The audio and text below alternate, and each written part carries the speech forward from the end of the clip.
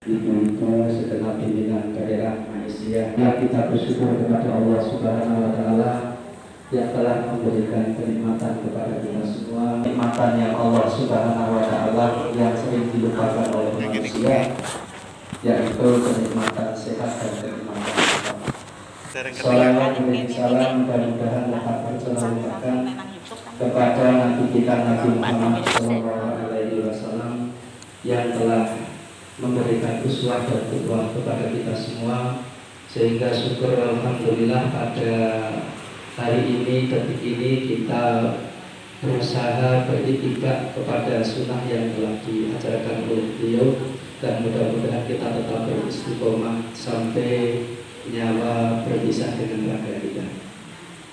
Ibu-ibu yang saya hormati, saya merasa berterima kasih dan merasa bahagia bisa bersilaturahim di majelis ini bersama ibu-ibu yang saya hormati.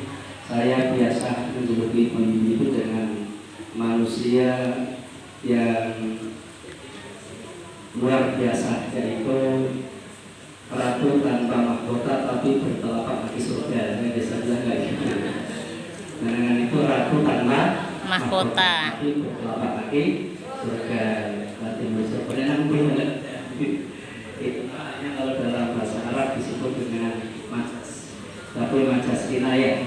Ibu yang saya hormati, pertama bahwa konsep zakat itu yang perlu dipahami bahwa seluruh harta benda, seluruh kekayaan, seluruh alam ini adalah milik Allah. Itu yang harus dipahami.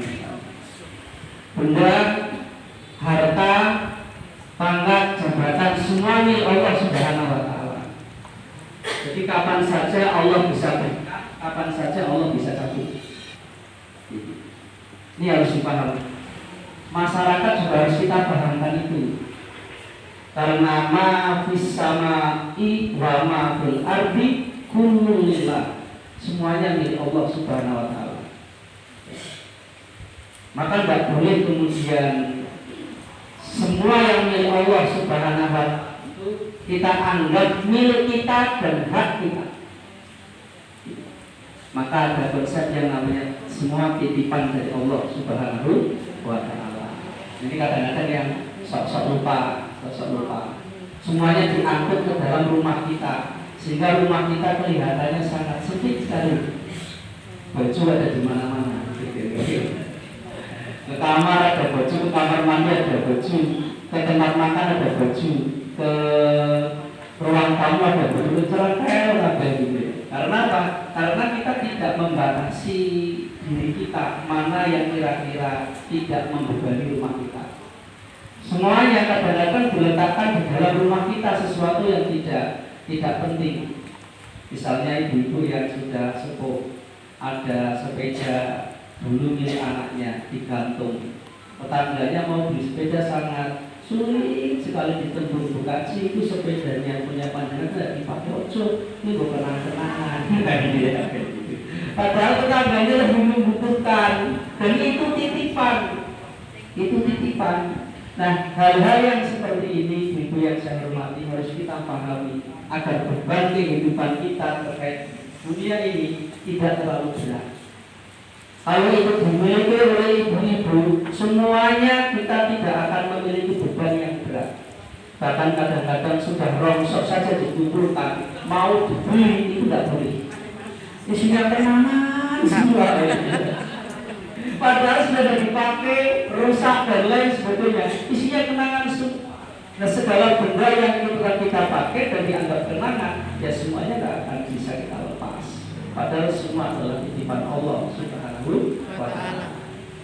Nah, yang kedua, ibu-ibu yang saya hormati, harta benda rezeki yang Allah Subhanahu wa Ta'ala berikan, Allah memberikannya dengan dua jalan. Ya. Ini saya kutip dari pendapatnya Imam Syafi'i dan gurunya Imam Malik. Imam Malik berpendapat seperti ini. Kalau ingin sesuatu terkait dengan rezeki, minta kepada Allah Subhanahu wa Ta'ala, cukup, kata beliau. tak usah bekerja. Seperti ini kata beliau Imam Malik. Jadi cukup minta kepada Allah. Bahkan ada ustaz-ustaz yang sekarang ini agak viral ini. Kalau kamu ingin motor, lihat motor. Sholawat baik. Allahumma sholli ala Muhammad wa ala ali Muhammad. Ingin mobil, usaha mobil. Kemudian sholawat Allahumma sholli ala Muhammad wa ala ali Muhammad. Tetangganya mau jualan tanah. Mau jualan tanah itu. Harganya sudah hampir mepet, hampir jadi, tapi tidak jadi-jadi. Datangi tanahnya di sholawati Allahumma sholli ala Muhammad wa ala ali Muhammad. Ini lagi kurang dari itu. Anaknya sudah punya calon, tapi tidak jadi-jadi. Bapaknya tidak datang-datang. Berdoakan di sholawati Allahumma sholli ala Muhammad wa ala ali Muhammad. Saya kira ada bujur dewa di sholawati. Nah ini pandangan Muhammadiyah seperti itu seperti apa? Ya tentu tidak pada tempatnya. Sholawat bukan untuk mencari rezeki tidak. Walaupun sekarang sedang viral itu. Yang pertama kembali, Imam Malik berpendapat bahwa ingin rezeki cukup minta kepada Allah Subhanahu Wa Taala. Muridnya Imam Syafi'i berbeda pendapat, tidak seperti itu dulu. Maka kaum tua dan kaum muda, guru dengan murid itu bisa berbeda pendapat. Tidak apa-apa, asal masing-masing pendapat disertakan bayan dan penjelasan alasan yang makul. Tidak apa-apa. Nah, Imam Syafi'i berpendapat seperti itu dulu. Kalau ingin rezeki, ya kita harus bekerja, harus kasar. Kalau dalam bahasa itu harus kasar, harus bekerja. Tanpa bekerja, meminta saja kepada Allah Subhanahu Wa Taala, tidak bakal dapat apa-apa. Karena Imam Malik itu gurunya dan bijak, beliau bilang, wahai muridku, coba buktikan pendapatmu itu. Inilah kebun kurma yang sedang dipanen. Beliau ikut kerja di dalamnya. Begitu kerja di dalamnya, kemudian Imam Syafi'i sungguh-sungguh dalam bekerja dari pagi sampai sore. Begitu sore Imam Syafi'i dapat upah. Ini upahmu sebagai bonus saya kasih kurma yang baik, yang bagus kepada kau. Saking senangnya, sebagai pembukti bahwa teorinya benar, habis Isya itu dibawa ke gurunya. Wahai guruku, ini konsepku, ini bukti. Saya tadi pagi bekerja, memetik kurma, ini upahnya, ini bonusnya. Saya kasihkan kepada guru. Akhirnya gurunya, alhamdulillahirabbil alamin. Konsepmu benar dan konsepku juga benar. Kamu bekerja mendapatkan upah dan kurma. Kemudian kamu datang ke rumah saya menghadiahi upah uang itu dan kurma. Saya tanpa bekerja mendapatkan kedua-duanya. Sebenarnya tidak kalah, cukup minta kepada Allah, datang rezekinya. Akhirnya apa? Akhirnya bisa disimpulkan rezeki itu datangnya dengan dua cara. Kadang dengan bekerja, kadang dengan tidak bekerja. Kita kan tidak tahu kalau hari ini mau disuguhi kayak gini. Tanpa bekerja kita dapat snack. Itu didatangkan oleh Allah Subhanahu Wa Taala. Tapi juga benar orang yang mendapatkan rezeki harus dengan bekerja. Karena Allah Subhanahu Wa Taala memerintahkan untuk itu. Jadi cara mendapatkan rezeki dengan dua cara. Dengan meminta kepada Allah secara langsung, yang kedua adalah dengan cara bekerja. Yang ketiga, ibu-ibu yang saya hormati, bahwa rezeki dari Allah Subhanahu Wa Taala itu jangan dipandang secara sempit. Dipandang secara sempit itu artinya rezeki itu hanya uang, hanya materi, itu tidak kayak gitu. Jadi apa yang Allah Subhanahu Wa Taala berikan kepada kita, yang dapat kita maksimalkan di dalam menjalankan perintah Allah, itu disebut dengan rezeki. Saya tanya sama ibu, ada uang 10 juta. sama cucu ibu dalam kondisi sakit. Mau uang 10 juta atau cucunya sehat? Kalau disuruh milih, mau cucunya sehat atau uang 10 juta? Cucunya sehat. Maka sehat itu lebih mahal daripada 10 juta. Bahkan ibu rela menukar nyawanya demi kesembuhan dan keselamatan anaknya. Maka sehat itu rezeki dari Allah yang disebut dengan nikmatul dunya, nikmat yang paling tinggi. Hanya kadang kita mengulang rezeki itu berdasarkan materi. Rezekinya sempit. Padahal kesehatannya ada, makan juga masih enak, tidur masih nyenyak, dan lain sebagainya. Tapi karena pandangan rezeki itu kita sempit, pandangannya harga benda. Nah, mari kita bersama-sama lihat konsep zakat. Yang pertama itu yang saya hormati, bahwa konsep zakat yang diberikan oleh Muhammadiyah, yang pertama adalah tata kelola zakat yang baik. Tata kelola zakat yang baik. Jadi zakat itu tidak diberikan individu ke individu, dari person ke person, orang ke orang. Tidak seperti itu. Zakat itu harus di-manage. Zakat itu harus dikelola. Zakat itu harus dikelola dengan baik.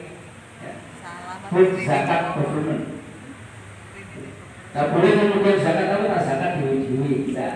Muhammadiyah mengatur bahwa zakat itu dikelola, baik zakat fitrah maupun zakat mal.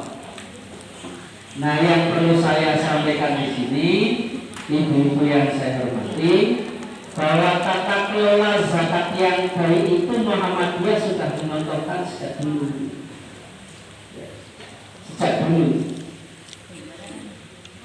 Kalau zakat ini tidak dikelola dengan baik, maka menimbulkan rasa kesombongan bagi pemberi zakat. Ini bahaya. Wah, itu ibu zakatnya banyak, ibu zakatnya sedikit. Tapi kalau kemudian ditata kelola dengan baik, zakat government, ini menjadi tata kelola yang menimbulkan bulannya rasa sombong. Rasa sombong. Tidak tahu siapa yang memberi dan siapa yang tidak memberi. Karena apa? Karena kadang-kadang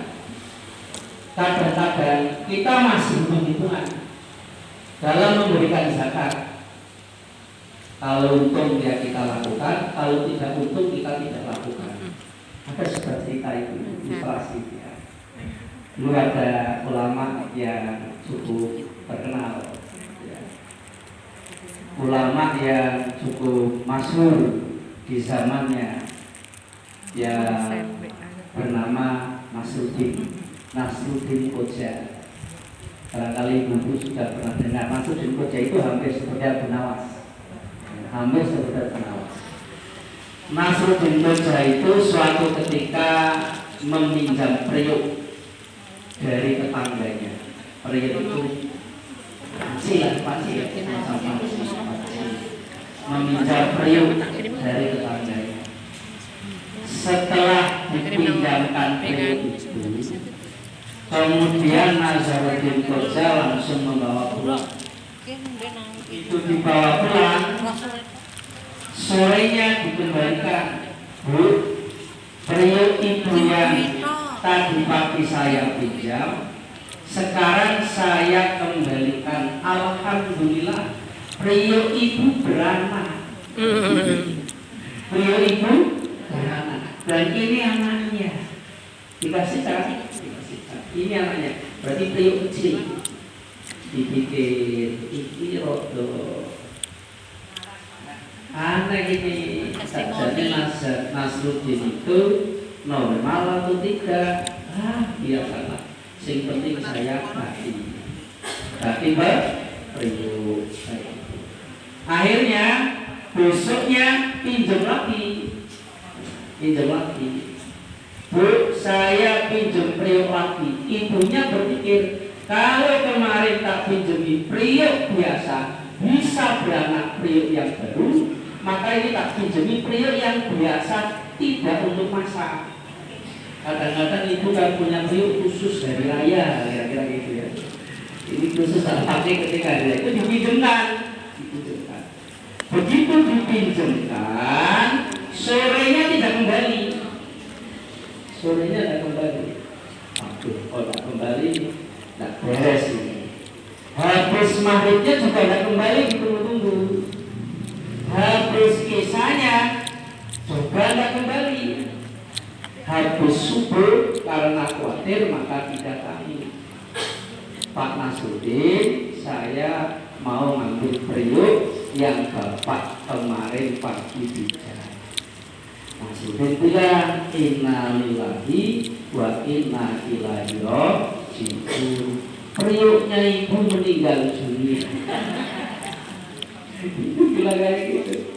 Priuknya ibu meninggal dunia. Bapak bisa meninggal dunia? Ya bisa.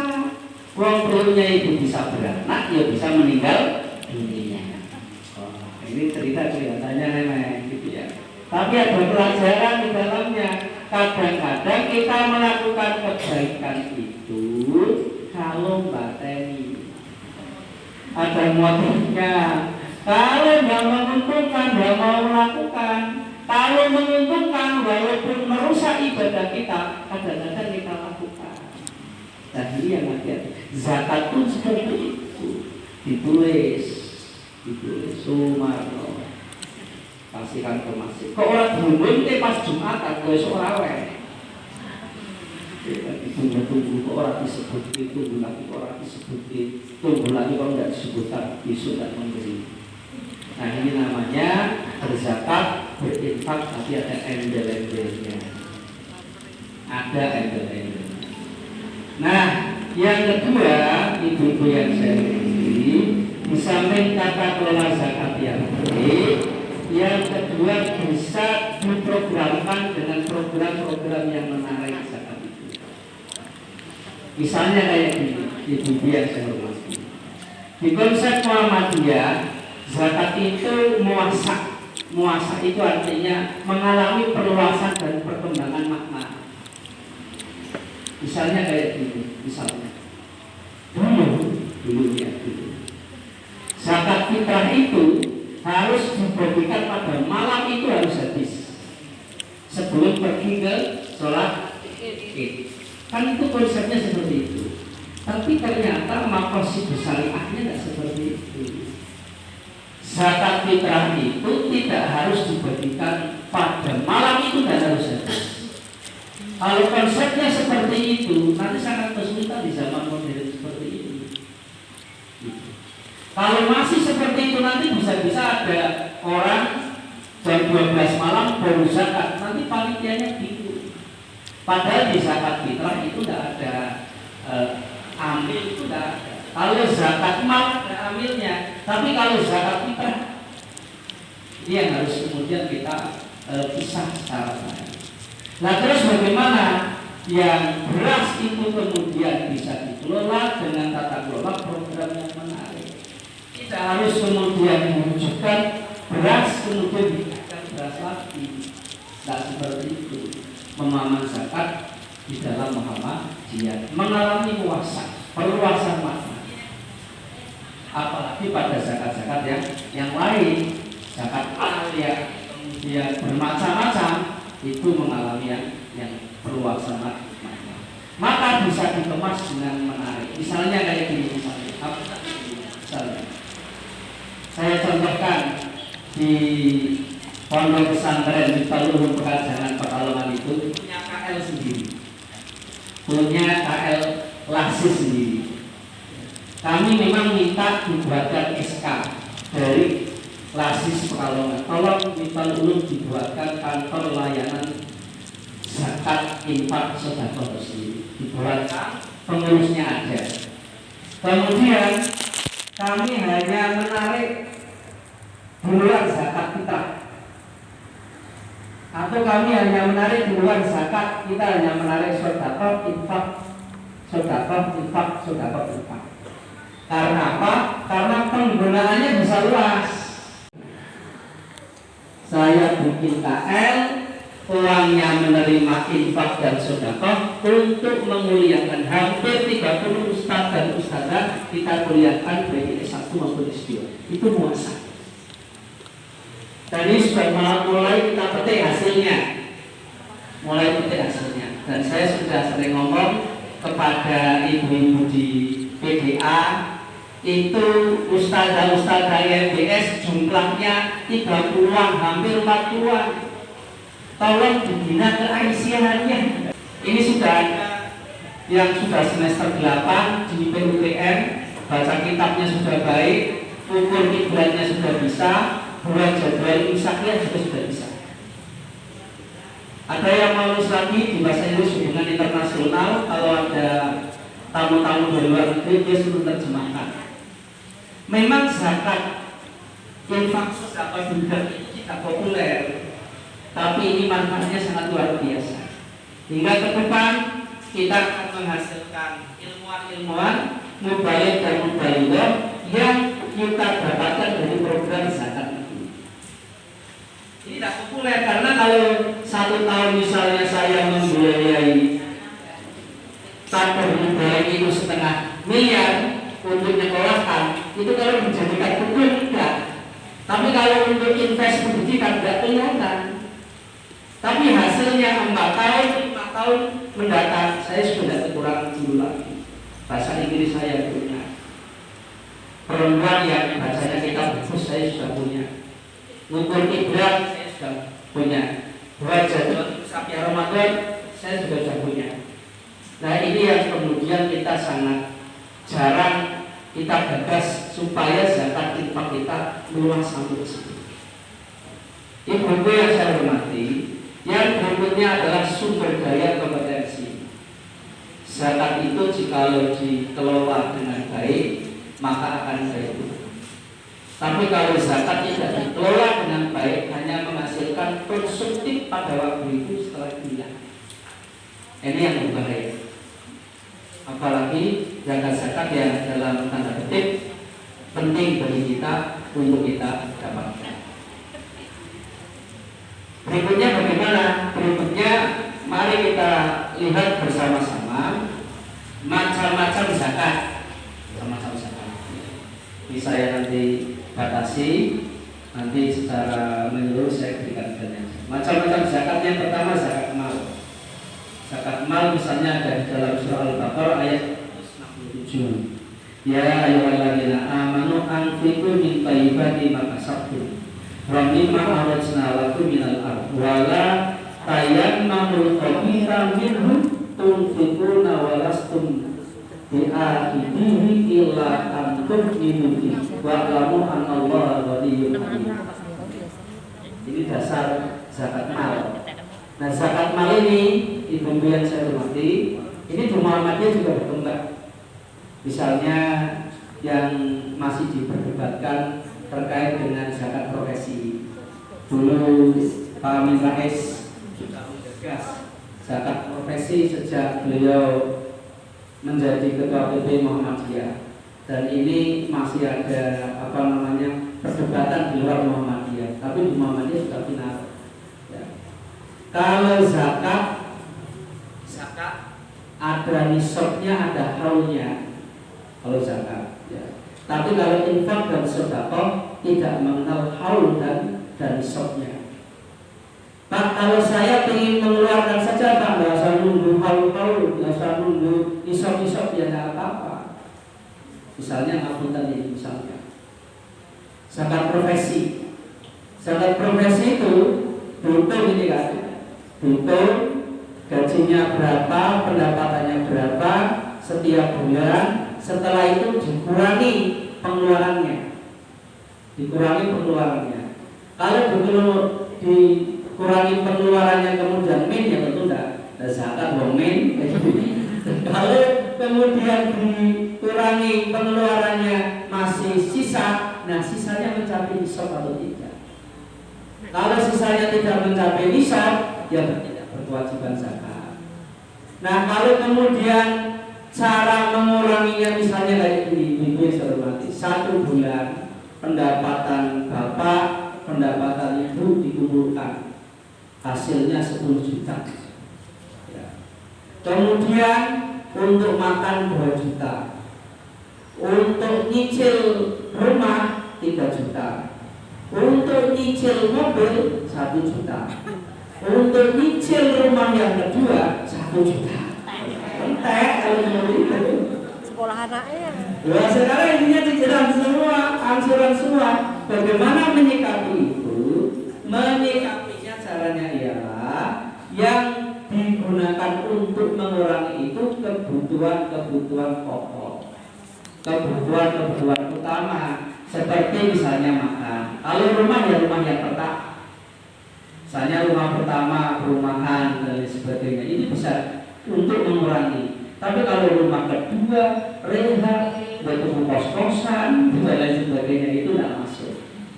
Kalau kemudian tidak mencapai nisab, mau zakat boleh, tidak apa-apa, muasa, asal jangan dipaksakan sebagai zakat mal. Karena zakat mal itu ada aturannya. Yang pertama adalah mencapai nisab, yang kedua adalah 1 haul. Nah, 1 haul itu bisa diberikan di depan, bisa diberikan di belakang. Nah, ini ada cerita lagi untuk melengkapi ini. Ceritanya Nasaruddin di kampung, ya. Nasaruddin itu tokohnya Nasaruddin, ya. Jadi dia itu suatu ketika jualan buah anggur, yang dipantul depan dan belakang. Anggur. Ibu-ibu melihat Nasruddin itu jualan anggur, ibu-ibu mau meledek dengan cara meminta, tapi Nasruddin tidak boleh. Kalau diminta ibu tidak boleh, coba kita gunakan anak-anak kita yang kecil-kecil, kita kumpulkan, kemudian untuk nyegat, kemudian untuk meminta. Dikumpulkan itu anak-anak, dicegatlah Nasruddin. Nasruddin dicegat, wahai Pak Nasruddin, kita minta buah anggurnya. Kita anak-anak ingin buah anggur yang bapak bawa itu karena kelihatannya enak-enak.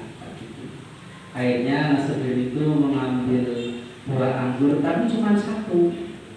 Padahal anaknya itu ada 20. Dikasihkan pada yang paling besar. Ini anggur 1 dimakan bersama-sama. Kayak gitu. Anak-anaknya kaget, masa 1 anggur dimakan 20 orang? Protes kayak gitu. Nasruddin bilang, 1 anggur ini rasanya sama dengan apa yang ada di dalam 2 ranjang itu.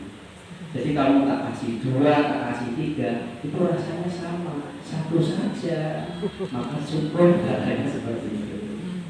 Nah, ini kelihatannya remeh, tapi ada maknanya. Kadang-kadang sebuah amal untuk mengeluarkan uang, harta benda, kadang-kadang membutuhkan kualitas, kadang-kadang membutuhkan kuantitas. Kadang-kadang membutuhkan kuantitas ini ibu tadi datang ke sini ke kajian, karena ada kelompok yang berjalan, ya, yang 1-2 ribu, yang 20 ribu. Ini yang tak kasihkan yang mana berpikir, wah sing 2000 baik, 2000 ikhlas lebih bagus daripada 20 ribu. Kadang-kadang kayak itu nggak ikhlas ya. Wah, mending 20 ribu ikhlas daripada 200 ribu. Wah, mending 200 ribu ikhlas daripada 2 juta. Wah, 2 juta, mending 2 juta ikhlas daripada 20 juta. Jare panitia syukur 20 juta orang ikhlas pakai ini. Penjara. Orang ikhlas pakai kita terus 20 juta. Nah, itulah kadang-kadang amalan itu tidak hanya butuh kualitas, tapi butuh butuh kuantitas. Nggopo sholat sunah suwi-suwi orang khusyuk menjadi sunat wajib.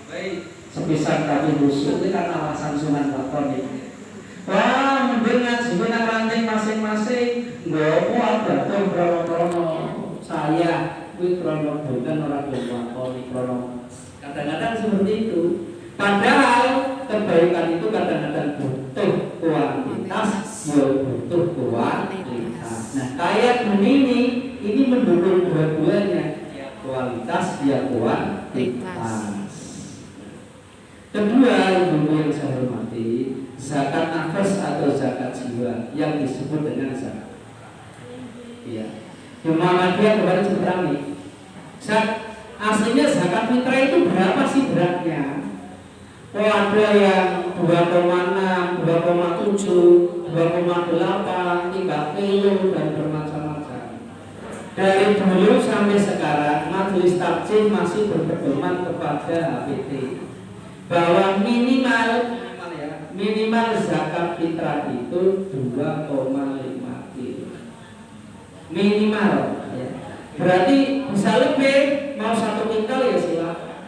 Tapi kalau ini ya mana-mana saking tahu untuk keperluan yang lain.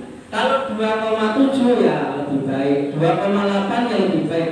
Tapi tidak boleh kemudian kita berpendapat kalau 2,5 itu tidak sah, tidak boleh. Tetap sah karena itu batasan minimal. Tidak apa-apa. Nah, harta yang kita berikan, zakat yang kita berikan pada zakat fitri, hendaknya apabila makanan pokok ya yang biasa kita makan. Nah, biasanya ibu yang saya hormati, yang perlu saya sampaikan, di dalam zakat fitrah itu tidak ada amil. Jadi yang membagikan itu tidak dapat jatah kecuali dia fakir dan miskin. Zakat fitrah itu hanya diberikan kepada 2 golongan. Yang pertama fakir, yang kedua miskin. Panitia menunduk apa orang itu? Nah, zakat fakir orang, miskin orang, ya orang dapat. Nah, kadang-kadang nek soal bantuan, kuwi ngampuni fakir kabeh. Nek soal bantuan, buktinya BLT. Aku belum nomor bukti, tapi tembok aja mbok tulisan. Itu duitnya belum tapi dicap miskin orang belum. Nah, inilah yang kemudian oleh Islam diatur bahwa zakat fitrah lil fuqara'i wal masakin. Tapi kalau untuk zakat mal itu 8 asnaf. Nah, 8 asnaf itu pun ibu-ibu yang saya hormati, lebih baik dan sebaiknya kita sampaikan zakat mal itu melalui lazismu, hingga pentasarufannya lebih mengena karena ada 8 asnaf itu. Ya walaupun kadang-kadang ada yang berpendapat karyawan kuat, aku ingin naik karyawan masing-masing, ya monggo. Tapi kalau itu dikomunikasikan dengan lazis, saya kira lazis juga akan menengahi hal tersebut. Berikutnya ibu yang saya hormati, yang cukup penting bagi kita semua, bahwa di dalam Muhammadiyah konsep zakat itu tidak mengenal haul. Kalau dulu mengenal haul ya, udah setahun. Kalau tidak, ya di Munas 2020 kan, nisab masih mengenal, tapi haul enggak. Misalnya kayak gini, misalnya kita punya harta. Setelah dicek ternyata untungnya masuk ke nisab. Nisabnya menggunakan ukuran emas. Nah, ketika sudah mencapai nisab, nunggu 1 tahun kan? Karena haul. Nah, berarti Muhammadiyah tidak usah nunggu 1 tahun. Terus berjalan. Karena apa? Karena nunggu 1 tahun bisa juga dipolitisasi. Nah, ketika dipolitisasi ini bahaya, wah ini mau zakat ini tak jual saja biar tidak mencapai haul, ini bahaya. Tak dijual itu gelangin, tak jual ini bahaya untuk mengamankan. Nah, ini bahaya. Jangan kok dia. Nanti malah diamankan atau semuanya sampai bisa labang gitu ya. Ini sangat berbahaya. Yang berikutnya yang penting juga bagi kita semua, ibu-ibu yang saya hormati, di samping tidak mengenal gaul, kepemilikannya harus tam atau sempurna. Ya. Jadi misalnya ada usaha toko itu milik siapa saja? Oh, milik saya dengan mbak saya, milik saya dengan adik saya. Itu harus dibagi dulu dan dibagi hasilnya, maksudnya dibagi hasilnya, kemudian mencapai nisab atau tidak, baru disakati atau tidak. Jangan ujung-ujung bisa zakat tidak, padahal mbak Yuni tidak belum zakat. Ini dirami. Wah, waktu dan lain sebagainya. Ini kepemilikan harus betul. Berikutnya ibu yang saya hormati, yang tidak kalah penting bagi kita semua, bahwa membayar zakat itu atau menunaikan zakat itu bagi orang-orang yang dalam tanda kutip memang memiliki kapasitas dan kapabilitas. Misalnya ada orang yang dalam tanda kutip tidak mampu memiliki harta benda itu dengan baik, padahal harta bendanya ada. Misalnya orang yang kurang akalnya, iki sugih, tinggalannya akeh, tapi dia akalnya tidak sempurna. Nah ini bagaimana sebelum kemudian ditatakan kehidupannya dengan baik, maka dia tidak bisa. Kadang-kadang seperti itu. Bagaimana kehidupannya ditata dengan baik, tercukupi, baru zakat ditata. Nah itu seputar zakat, garis-garis besarnya yang dapat saya sampaikan. Nanti secara detail saya kopikan, nanti bisa dipelajari. Sekarang saya akan tambah sedikit masalah Ramadan. Mumpung ini mau Ramadan ya. Kemarin saya sudah mewakili Muhammadiyah atas nama Majelis Takjih, bertemu dengan Lajnah Falakiyah Nahdlatul Ulama, bertemu dengan LDII, bertemu dengan Rifaiyah, bertemu dengan Kementerian Agama, dan bertemu dengan Kehakiman untuk menyocokkan jadwal sholat. Jadwal sholat yang sudah saya bikin, sudah jadi, sekarang dipercetakan, insya Allah nanti akan dibagi oleh Lasismu Pak Pekalongan. Ya. Ternyata mencari orang yang belum ngitung kayak gitu sangat sulit sekali. Kadang-kadang tak aja, ayo latihan ke BBM, mau, tapi begitu masuk hitung-hitungan, umat langsung parah lagi, umat teman orang-orang gitu. Akhirnya makin gagal. Akhirnya saya yang terpaksa, walaupun saya bukan jurusan saya pendidikan, itu harus syariah karena terpaksa saya harus belajar bisa lah gitu ya. Akhirnya udah jadi. Begitu ditemukan ibu-ibu yang saya hormati, hitungannya sama, tidak ada perbedaan. Ya. Baik milik pemerintah, milik rakyat itu sama hitungannya. Ya. Perbedaannya hanya pada kriteria awal dan akhirnya. Hadisnya sama, tapi pemahamannya berbeda. Kalau Muhammadiyah memahami sumu liru'yatihi wa afiru liru'yatihi fa in ru'ya fa akmilu iddata talatina yauman atau iddata talatina sa'ban. Itu dalam riwayat di sini. Melihat rembulan menurut Muhammadiyah itu ta'akkul. Tapi menurut Nahdlatul Ulama melihat rembulan itu ta'abbudi. Itu bedanya di sini.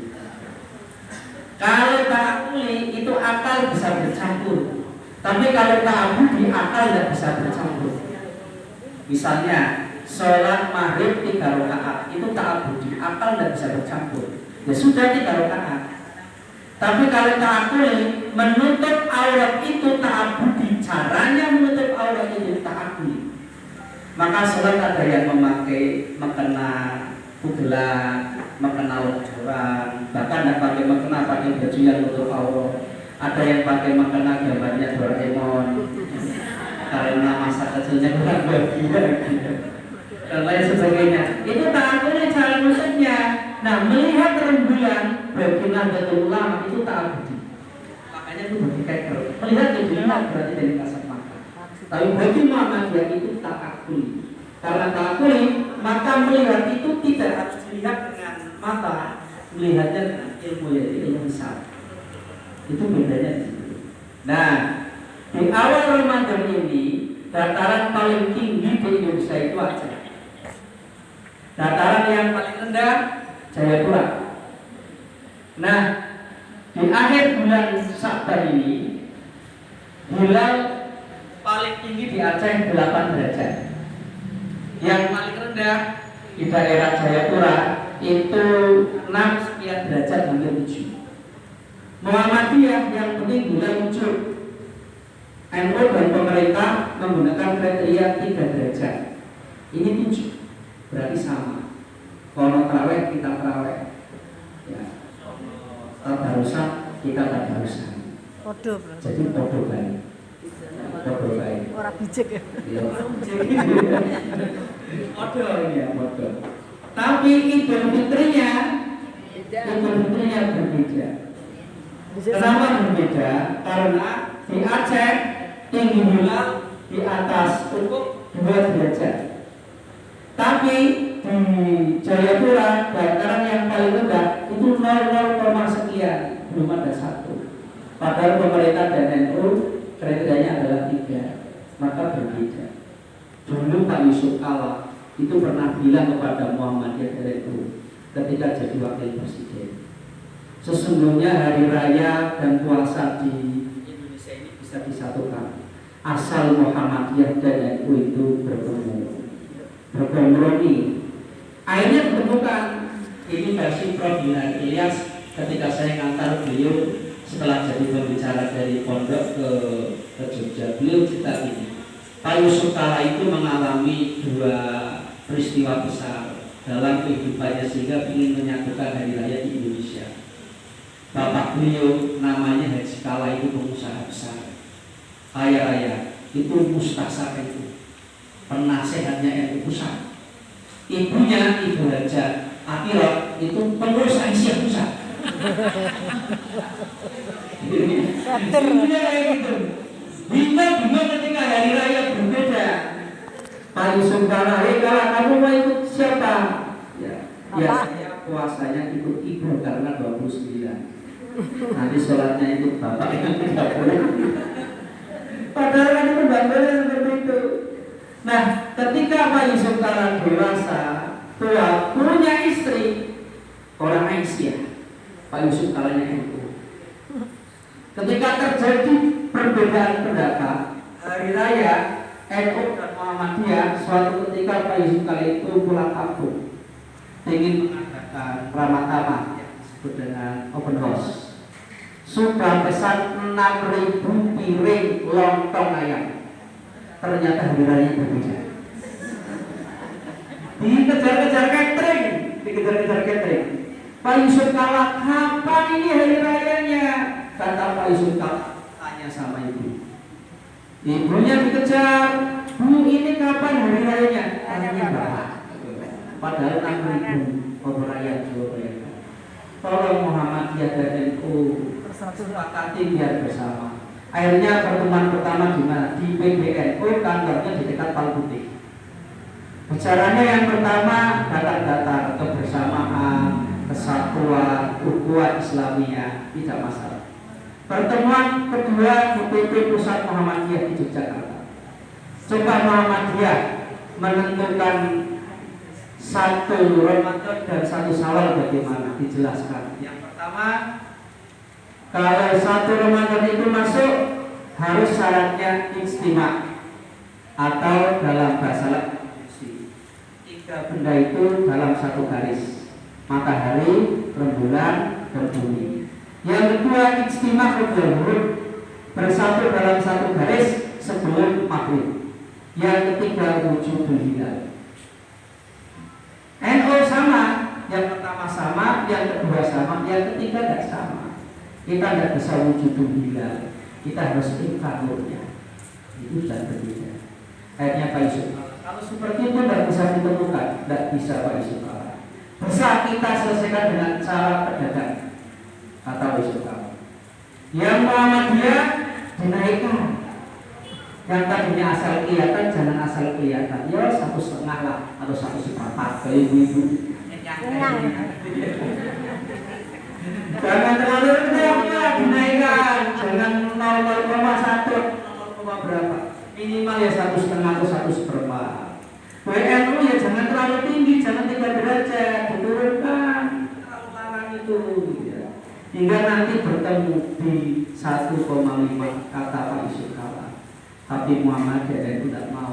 Ibadah itu bukan perdagangan, bukan dinaikkan dan diturunkan. Ibadah itu berdasarkan keyakinan. Ya sudah, kalau cara perdagangan gagal dengan cara pemerintah. Bagaimana dengan cara pemerintah? Kalau Menteri Agamanya Muhammadiyah, pemerintah akan ikut Muhammadiyah dan NU harus ikut pemerintah. Kalau Menteri Agamanya NU, pemerintah ikut NU dan Muhammadiyah ikut pemerintah. Bukan ikut NU tapi ikut pemerintah. Gimana? Tidak bisa. Ibadah itu tidak bisa dipolitisasi.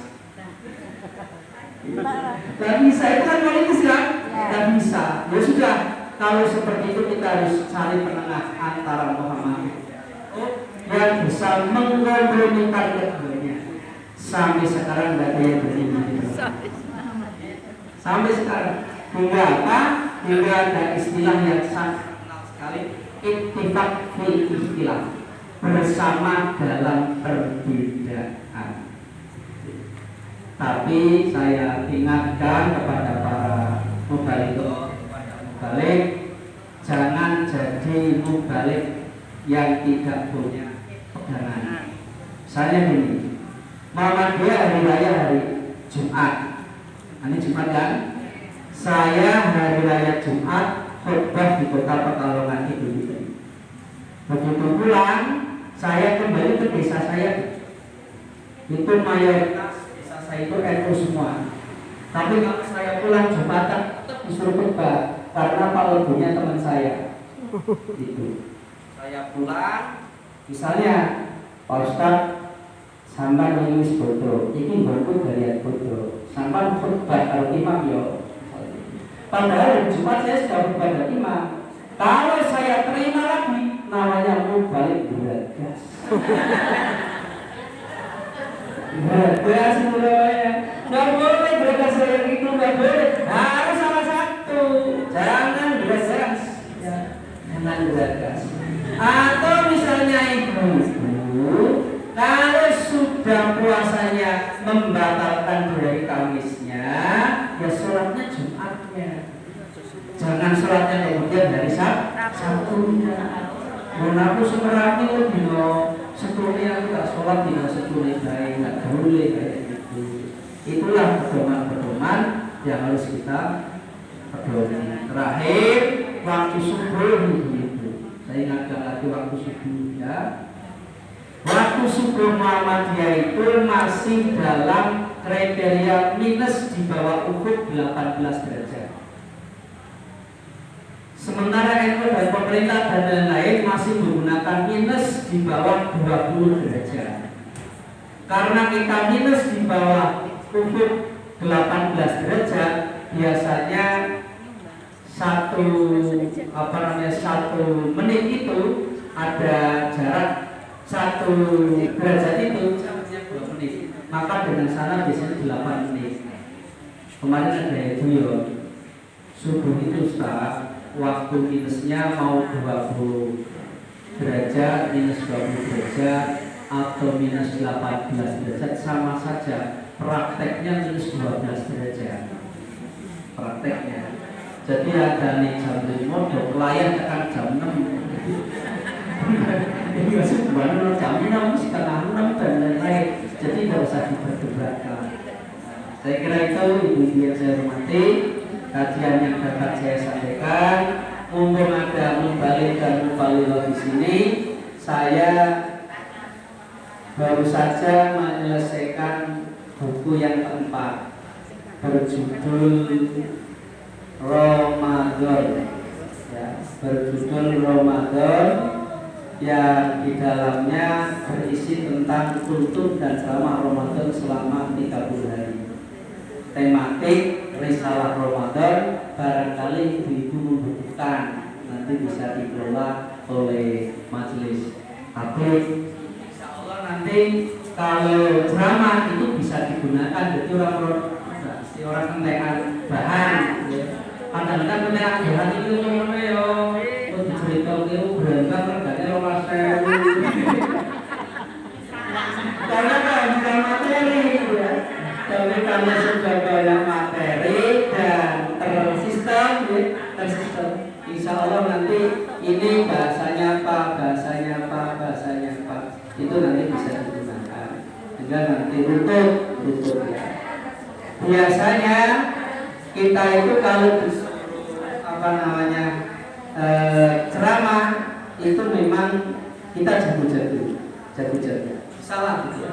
Maka saya memberikan motivasi kepada para mubaligh muda, tidak usah minder. Saya tidak pinter banget Ustaz, tidak apa-apa. Mubaligh itu tugasnya menyampaikan, ya, tugasnya menyampaikan. Perbedaannya dengan dokter dan perawat, kalau mubaligh itu salah tidak apa-apa, yang penting jujur. Salah tidak apa-apa, yang penting jujur. Ini menyampaikan salah tidak apa-apa, yang penting. Tapi kalau dokter itu yang penting benar berbohong. Kalau dokter, kenapa berbohong boleh? Karena kalau jujur juga kadang-kadang. Ya, saya gini. Ada orang mau mati bertabrakan ditanya, Pak dokter bagaimana keadaan suami saya? Waduh. Mulai pecah dari tulang ini. Kan bisa berbohong itu kebaikan. Dan apa-apa, masih diusahakan. Walaupun dalamnya paling sedih, memang hati bisa gitu. Tapi kalau mubaligh salah tidak apa-apa. Yang penting jujur, tahunya itu disampaikan. Apabila salah, besoknya dirawat, itu mubaligh. Tapi kalau dokter tidak boleh. Tapi kalau sudah ulama, sudah fuqaha, itu tidak boleh salah. Karena salah berfatwa itu berbahaya. Itu urusannya majelis tarjih. Makanya cari anggota majelis tarjih agak sih mudah. Kalau cari mubaligh sih mending, gitu ya. Tapi kalau majelis tarjih itu banyak yang mudah karena isinya bawa ke wilayah, nanti sini bahasanya kajian kitab singgung bayangnya lo sing sekian dari saya, terima kasih, mudah-mudahan bermanfaat. Bila terkembali saya, Assalamualaikum warahmatullahi wabarakatuh.